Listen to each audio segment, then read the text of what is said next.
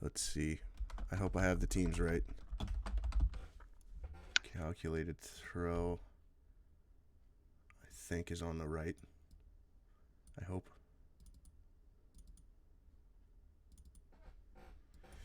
And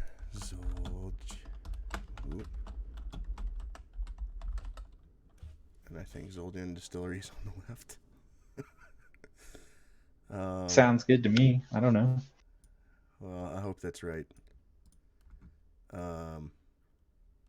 It is. It is. So, a lot of tank ban priority. Yeah, to start things off with the Joe and Diablo, I would have to think that we either see an ETC ban by Zoljan or we see an ETC first pick on the other side.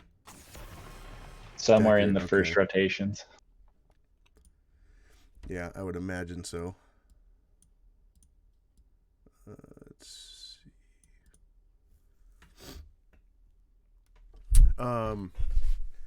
Yeah, I guess maybe that was a target ban, the Diablo.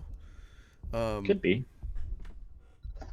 It's typically at least the common theme or common thought currently is ETC and Johanna are on a tier of their own. We get an Orphea first pick. Ooh, yeah. Lots of the high-powered assassins still available. And there's the ETC Malf. So we're looking at a blow-up comp here on the side of Zoljan with the slide into the root. So I'm curious what the plan is for a front line that we'll see for calculated throw. On Dragonshire, we still have all the globals available. Dahak is a popular pick here for a top lane. A Nubrak and Imperius. Okay. A Nubrak in the most recent patch did get a buff to his health a little bit, as well as his W. I think gives a little bit better of a shield now. And maybe that'll be enough to make him one of the more contested tanks as far as drafts go. A lot of times in the past, sometimes all it takes is just a little buff to put that hero over the edge. And I guess I played a little bit with him recently, and he's felt good. And that's a pretty beefy front line. Yeah, that's a lot of lockdown too. Yeah. We get the Rainer ban and the Vala ban. I feel like Li Ming is likely to come off the board.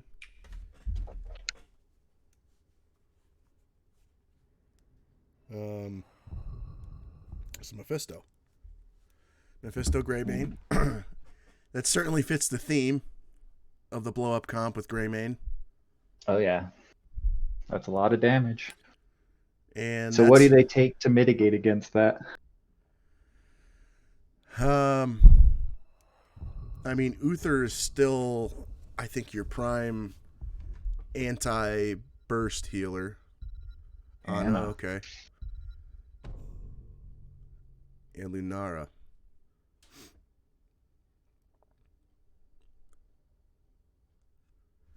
I don't remember how great Lunara is against Malf.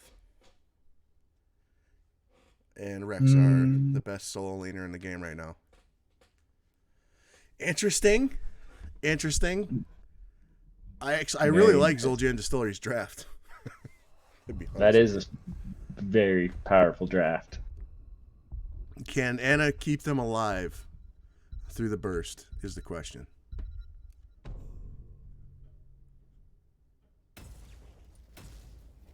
I don't know the answer to it. I guess we'll find out soon enough. We will indeed. I'm interested to see what the Lunara brings. I feel like they were also going with the calculated throw is also going with the big blow up comp. And then Lunara just adds the damage over time. Yeah, and it's interesting too because you look at Greymane and Mephisto, those aren't two heroes that can self-sustain. Correct. So that could very much be an issue as if calculated throw can get these fights to drag out long enough it could very much become a problem. And let me fix these team names real quick again, because I'm a consummate professional and didn't do it beforehand. And hope I'm spelling everything right. Okay, we got DWIT on the ETC, Lead on the Malfurion, Ankle Shot on the Malthael, Cowboy Kyle on Rexar, and B Fresh on his Greymane. I thank you. And on the right side, we got Scooterman on a Nubarak, Grevin on Anna, Mona Derp on... And we're in there. Power slide from DWIT going on Imperious. Imperious is going to go down right away. Misha's getting low, and she will die as well, but not a huge deal. And getting a lot of damage out right away off of Mephisto as well. A lot traded here in the mid to start the game as we have Rexar head atop. And he will be met by Imperious up there. And we should see a mid-bot rotation here. I'm gonna guess they'll put an emphasis on the siege camp early. Actually, it's gonna be ETC in an attempt to split soak. And Malf in trouble.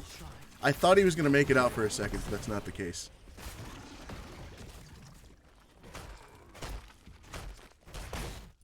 We got Greymane doing his camp. Lunara's getting started with Anna on their camp. And now they do bring ETC down to the bottom. This is what I like to see. Either put Mephisto or Greymane, probably Greymane, top, as we see an invade for the Siege Giants here. Looks like they will get out alive, but do they decide they want to turn this is the question. They do not. They're going to concede that camp. And as Mephisto takes some damage. But the idea here, if Greymane can be mid-clearing this, he can rotate down to potentially get kills with this 4-man as well, because he can clear fast enough. And then Orphea playing up very far, but not too worried as with as low health as everybody on Zul'jin is at the moment. Okay, red team getting bottom shrine, Imperious getting top shrine. We're looking at a possible gank top, but Greymane realizes he may have to stay in the mid to make sure the DK isn't picked up on the side of calculated throws. As we still see the posturing around. I can't imagine if Imperious is going to take top, he's not going to hold it for a long time. As we see a fight breaking out the bottom. Lunara is in trouble. We don't have a slide on ETC anymore, but a little stretched and a little thin on both sides here. As we see Greymane clearing out the mid and keeping that wave pushed out. As we see posturing around the bottom, yet we get a potential gank top. Oh no. The bear was nowhere to be found. With the gank going top, Blue's able to put a little pressure on bottom shrine, but red takes it back. Nobody getting too much of an advantage early on.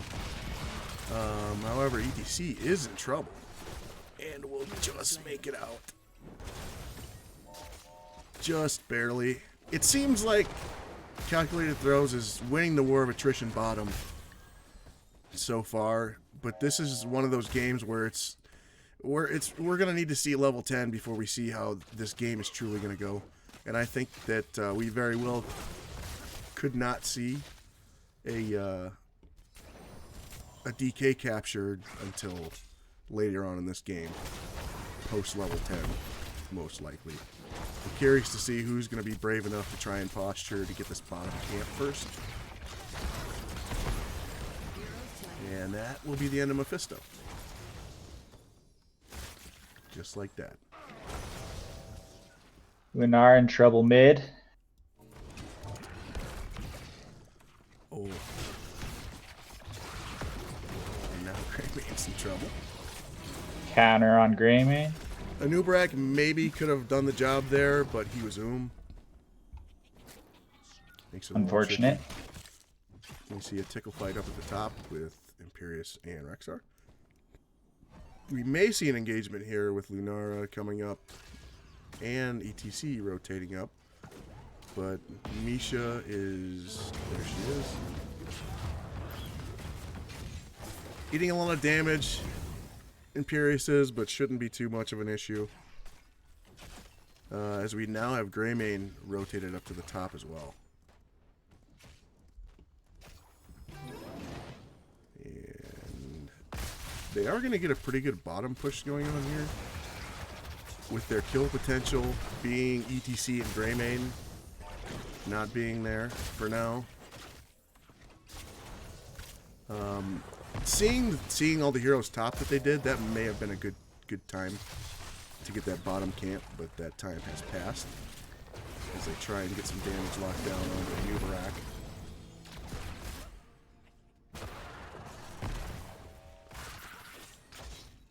As we do see a W blown out of Nubarak this game. Looks like Greymane's gonna cap DK mid. And I was wrong, we get it pre-10. Now to see what they do with it. Not a recognizable amount of damage done to any lane so far, so they're going to go ahead and just start out mid. And go from there. As we have ults coming in, we have Mosh Pit for ETC. And... oh, I missed something somewhere. Tranquility, apparently not enough to keep alive ETC in this case. Cocoon out of a Nubarak. Leaping Strike from Lunara. A lot of standard choices here. So you've got the camp pushing top. The Dragon Knight's going to rotate bottom, see if they can get some value out of this. I mean, I feel like in this situation, you just as well push forward with as little time left on the Dragon Knight as you have, but... yeah. That Dragon Knight's strong. Hit buildings. Now, yeah, and here's where you can really do some damage with Orphe out of the picture for a few seconds. And they play it safe. Make sure they don't overextend and lose anybody. As we see the posturing start up again at the bottom.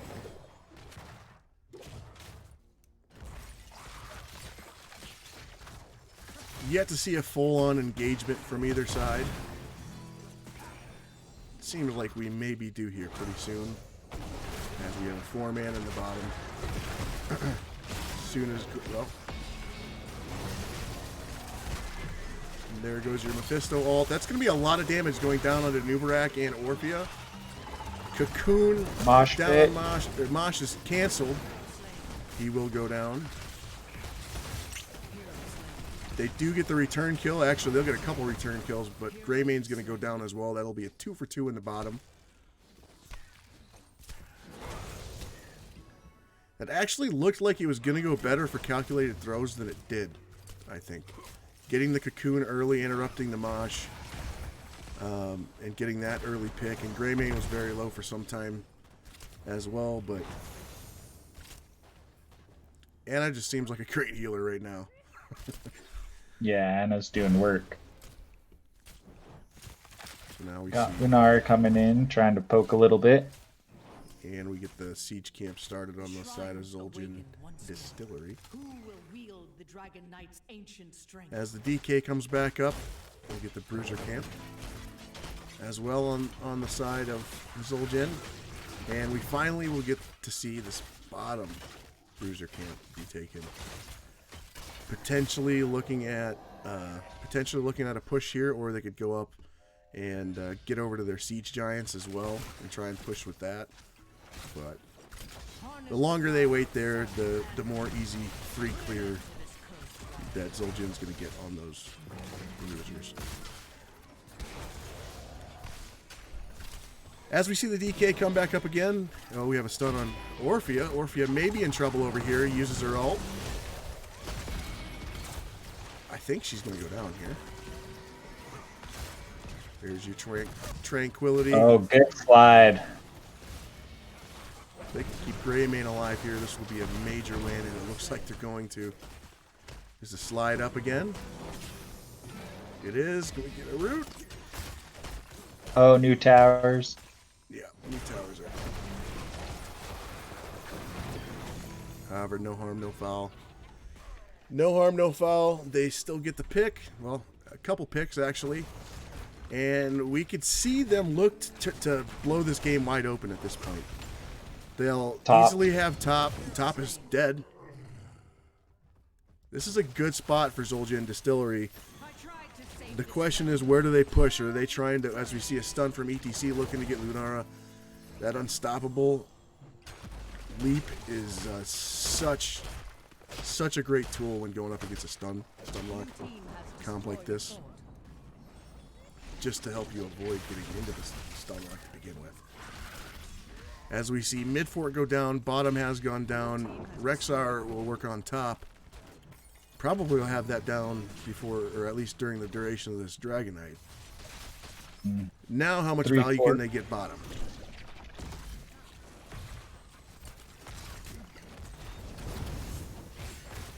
You see more posturing around.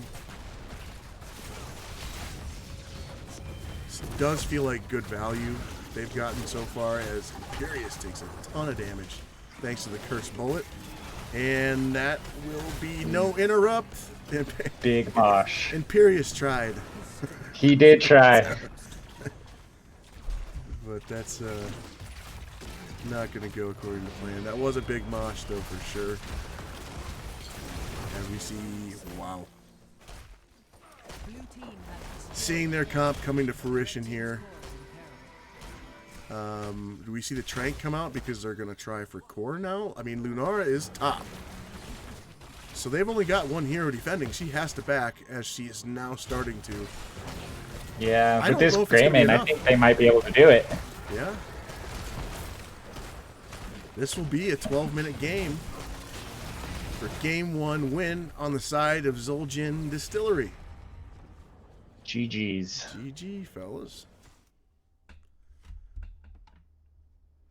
So that will take it for game 1. That will take it for game 1. So kind of to highlight what you pointed out before the match, the slide to root, which got the first kill on Imperius, pretty powerful throughout the game.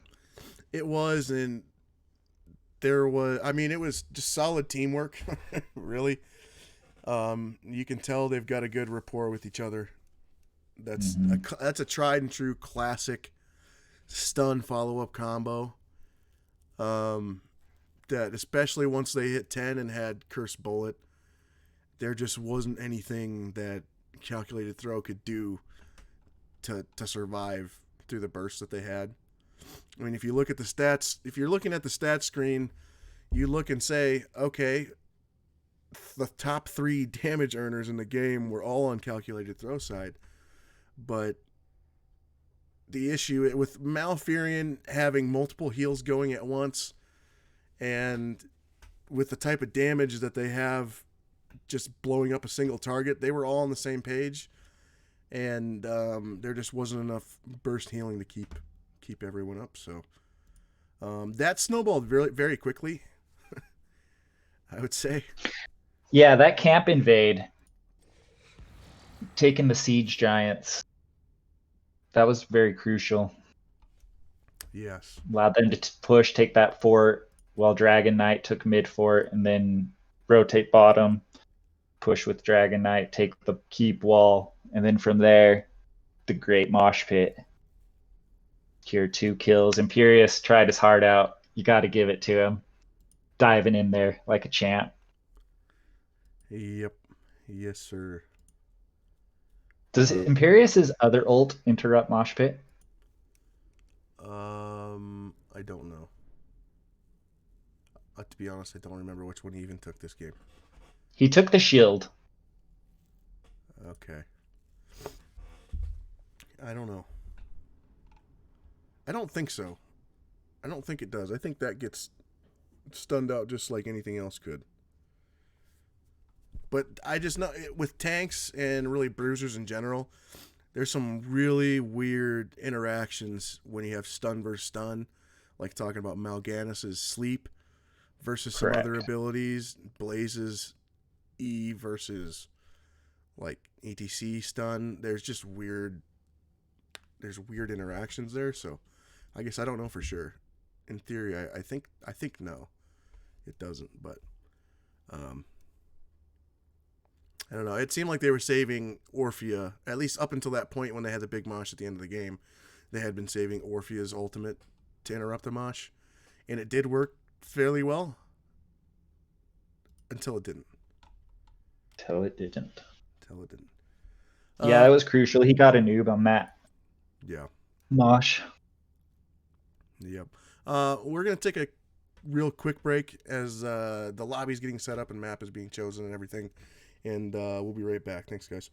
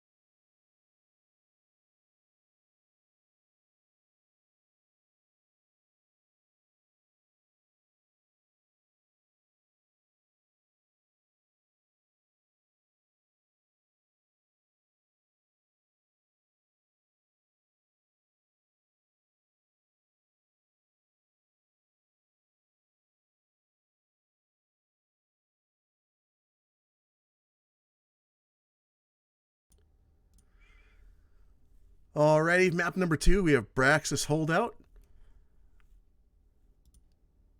This will be, well, a more snowbally map than Dragonshire that we saw. This draft may come down to just the importance of getting an early game comp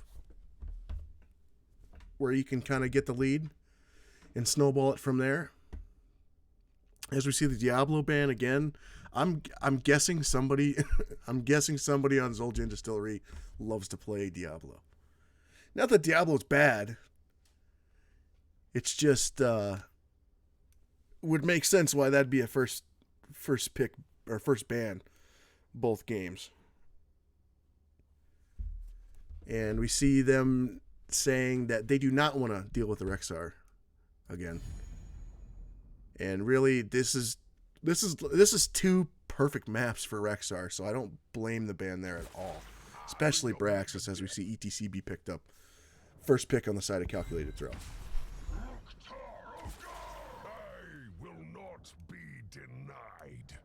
And that will be... I think these teams know what they're doing in this draft. It would appear so. Very quick Garrosh Gul'dan picks. Gul'dan, great for sustain on this map. And both of them are interrupts for ETC as well. So Calculated Throws saying they don't want to deal with the ETC. They don't want to deal with the Rexar. So we're going to draft ETC, and also we're going to take the stun follow-up of Malfurion. So we're seeing a flip-flop this game for sure.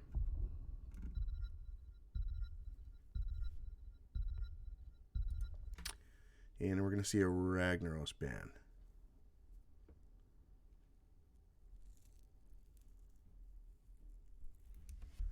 Strong hero for the map. I guess common ban on Braxis. And we've yet to see any picks for the solo lane yet, as well as they're going to ban out the Greymane.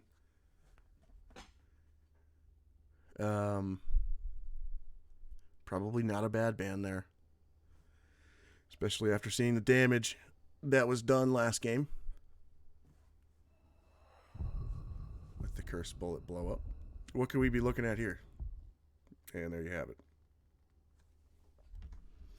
Imperious Stukov.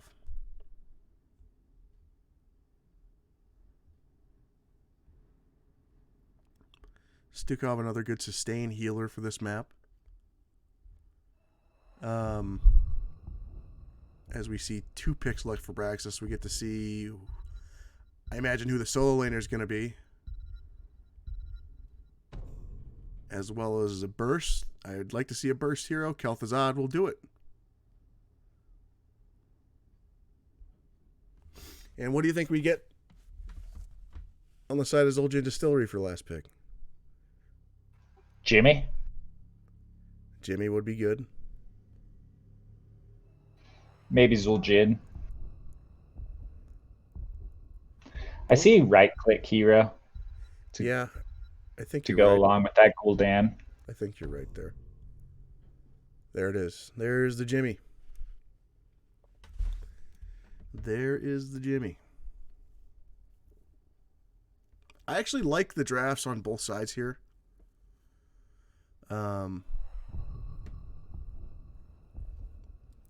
I do see it catered to the map more on the left-hand side.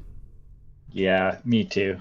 I'm a little worried about. I'm a little worried about this early game being able to sustain through this and on the side of Malfurion. If they can get a couple early picks, that's good. But the other problem is Kel'Thuzad takes a minute to get online, right? So, I'm interested to see how aggressive Zul'jin Distillery is going to play this game. They were really aggressive last game with the ETC and Malfurion combo, but into a Kel'Thuzad, you don't really want to give the free stacks away. Yeah.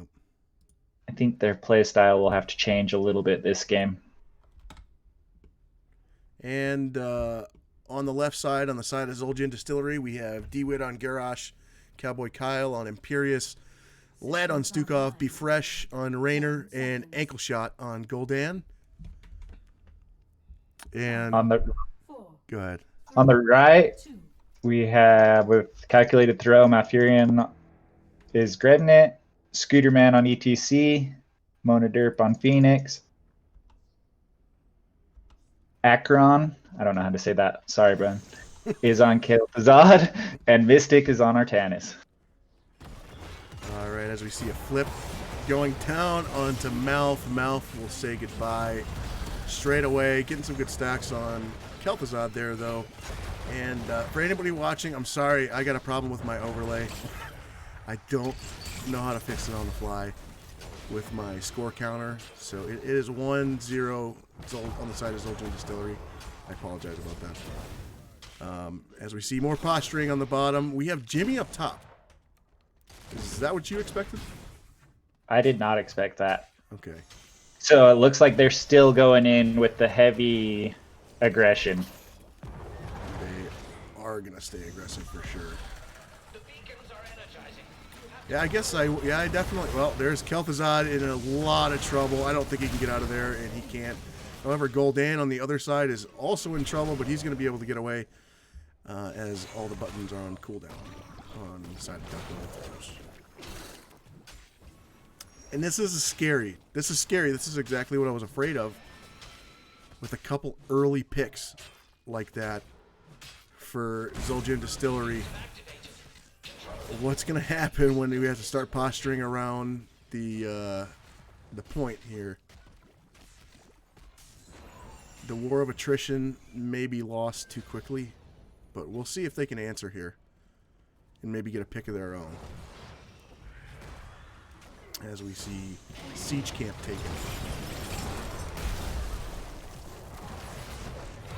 Artanis, can he make it out alive? Looks like he will. Looks like he will as we see a stun on Imperious.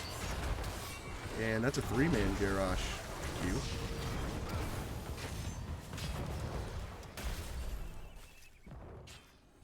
.4v3 in the bottom now as Artanis backs. But I believe we're going to see a switch here. And Artanis will stay top. Was Artanis top because they saw Imperious wasn't top? I'm not sure. Yeah, they just were matching ranged for ranged.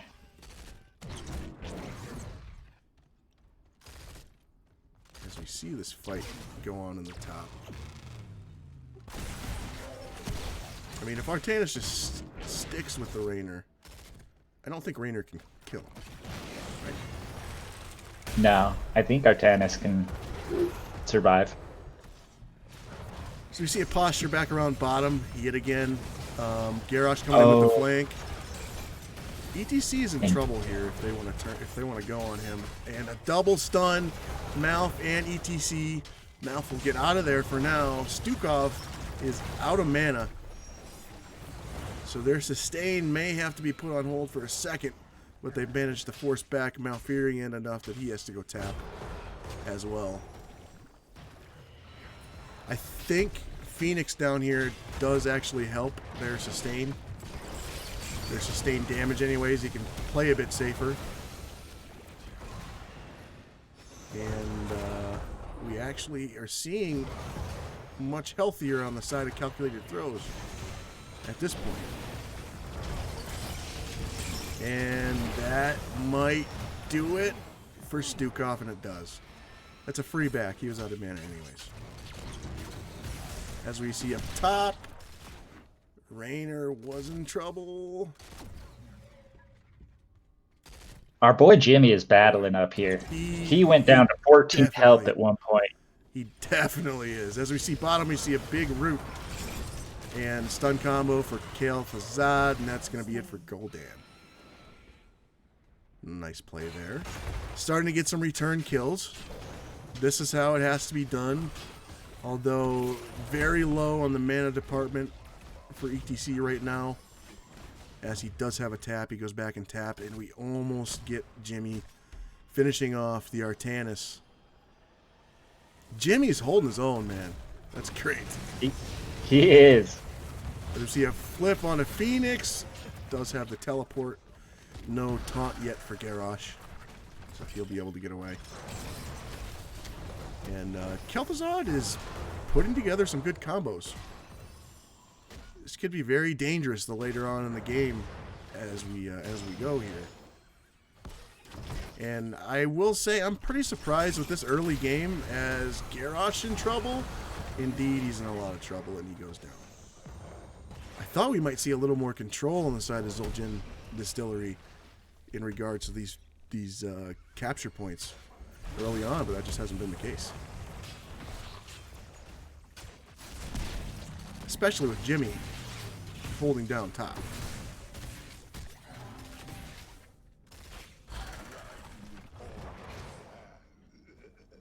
See more posturing again, and this looks like it's going to go onto the side of calculated throws. Never mind, they're going to step off the point too early.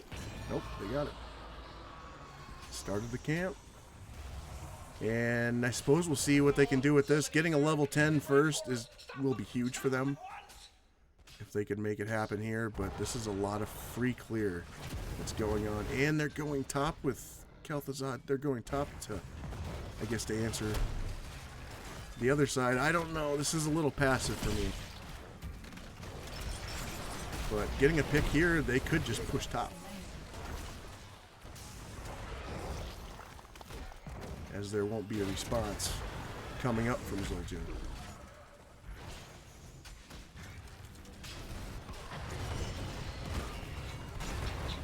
As you see both teams just clearing out the way.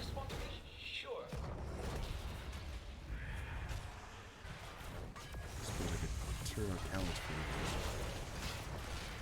for as we do see them push top. And they're going to leave Imperious bottom with Artanis. And we see most of the wall down. Kel'Thuzad should be able to get out of there. Does take a bit of damage though. As we see Jimmy stun. Can he land the chain? He does. That's a combo. That will be a dead Jimmy. Feels bad. Feels real bad. As we do see, it looks like the race to 10 will be won by calculated throws. There may not be enough time in there to actually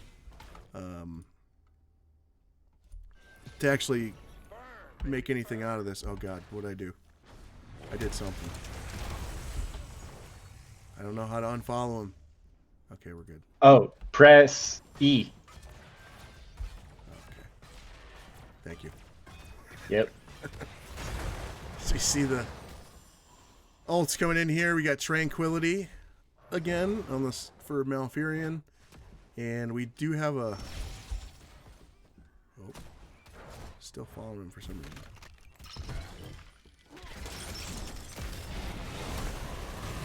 Oh, we do see Stukov that go down. combo. That'll be a double right there. Triple. 3 for 1. Oh man. Chat, if anyone is in the chat, tell me how to get off of this.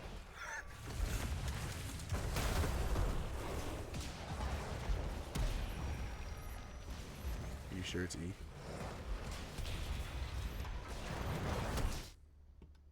Attain control of those beacons.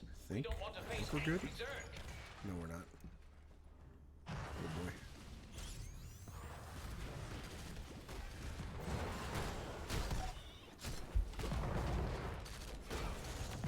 Anyways, we do have a, well, there goes Gul'dan. And we're going to get a taunt on the Kel'Thuzad, but I don't think they have enough damage to truly get him down there. Phoenix making a play, going aggressive on the Raynor, teleporting in. And can they get Garrosh as well? I don't think so.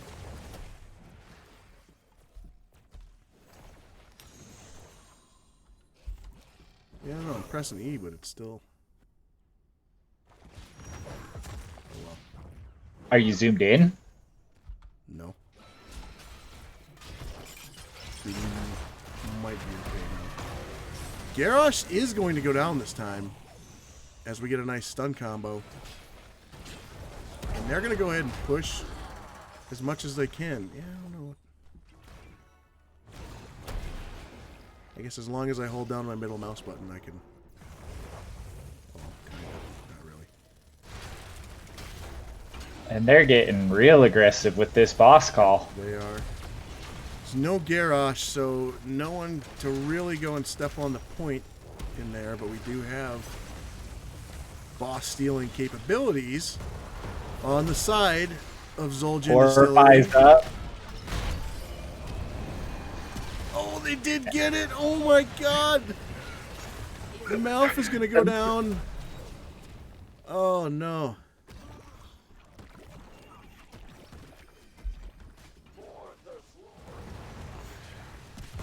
And now Zul'jin invading the Bruiser camp to go with the boss as they get the full Zerg push also. Be a lot of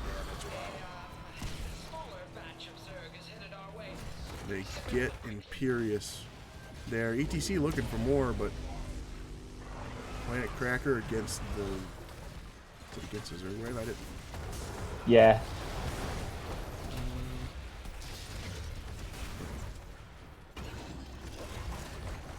And I think we're going to see Artanis go down now as well.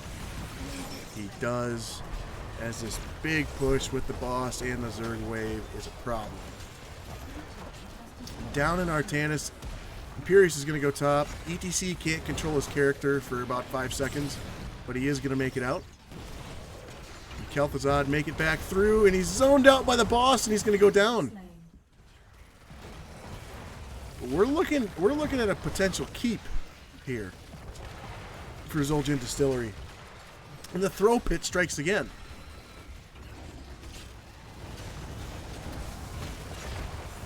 Yep, that was a calculated throw.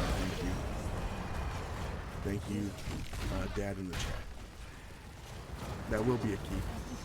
I don't think they have enough to keep going. Or do they? Kind of an insane amount of health still left on the boss after going through 40 and keep. It will go down now. If they can get a pick here, they could do it. They're going to get 2 picks. Mouth and Kel'Thuzad are going to go down. There still is only 3 bot, although we have Jimmy rotating now. And Garrosh coming back.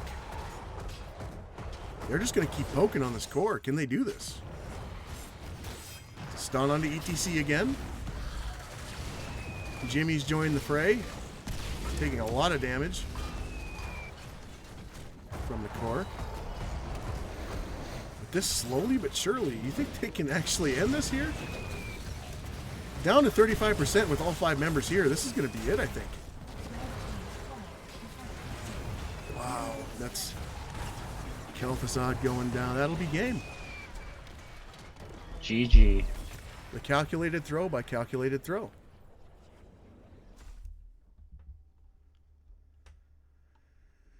That was unfortunately very similar to the first game we saw in terms of, you know, it was close, and then there was one play that swung the game wide open and essentially snowballed from there. But yeah, that boss call. I respect it. Being that Garrosh was down, I didn't think it was that risky, but none of them were on the point for Gul'dan to even use his Horrify. So they were all clumped to the bottom right of the boss. All he had to do, and he did, is just use his Horrify to prevent them from walking in the correct direction towards the boss. And they were zoned out just far enough that they never got on the point at all. So if you wanted to see that again, and wanted to see Calculated Throw do that differently, would you have them posture on the left side of the boss over onto the Zul'jin Distillery side? I would have one person on the boss. Likely would have to be ETC, and a couple people standing off of the boss, so that once the Horrify goes down, yes, he's going to run off the point, but then you have a couple other. You make it so that you can't get zoned by Horrify, or you can't have every single team member be hit by it. If you've got one on the point, they have to Horrify him if he's got enough health to survive. And I mean, ETC's your best bet there, and there's no tank on the other side. Make it so that not everybody can be hit by it, I guess, is the main thing. So then if they Horrify him off the point, one of the other people can come onto the point and at least prevent them from getting the full cap until ETC can come back and start taking more damage again, is the way I would go about it. And they still had numbers. They still had numbers by the end there, so that was a fight they could take. You know what I mean? Mm-hmm. Yeah, it was just unfortunate. Malf was the one that tried to step up at the end and then was caught out. Yep. And then that's when the snowball started. Yeah. Unfortunate, but that was GG's both sides. That'll be a 2-0 for Zul'jin Distillery. Thanks, guys, for letting us cast your game today. And anybody still watching, I hope you have a great Sunday. Enjoy the rest of your weekend. And we're out. See ya.